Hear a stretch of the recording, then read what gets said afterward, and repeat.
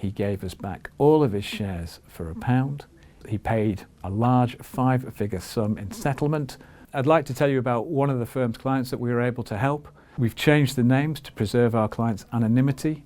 Our client was called Tom. He'd set up a fantastic business in the construction sector and he was doing really well, but as a startup business he needed help, and so he asked his friend Anthony to do some marketing for him.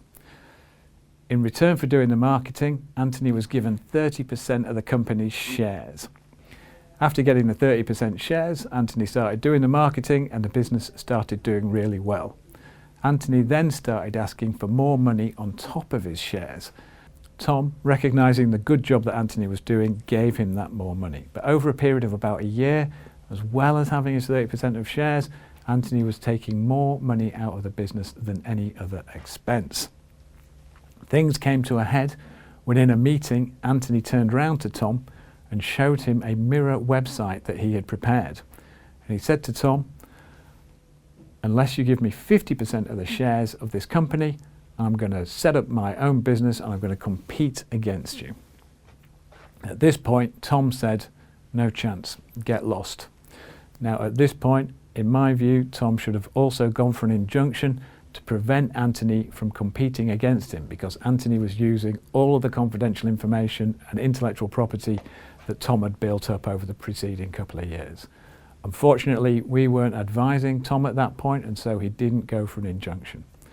What happened then was that Anthony started competing against him in the same market and doing pretty well because he had been in charge of all of Tom's marketing. He was also sabotaging Tom because he put links from Tom's website when, if you pressed them, they would take you straight through to Anthony's website. Tom came to us in a certain amount of distress, of course, really very anxious about the future of his business. We formulated the cause of action against Anthony. We asked him to stop. Unfortunately, it was too late for an injunction, and of course, Anthony kept going. So we issued proceedings.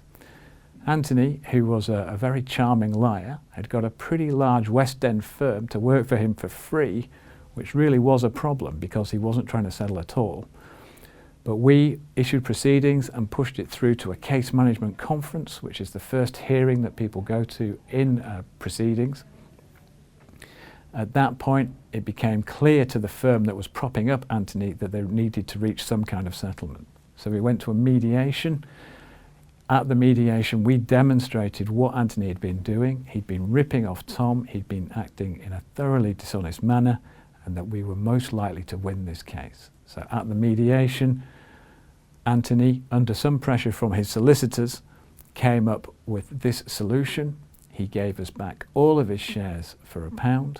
He paid a large 5-figure sum in settlement for the damage that he's caused, and he agreed to restrictions on his trading in the future. So that's one way that we were able to help Tom. He basically got his business back after having made the simple mistake of trusting his friend.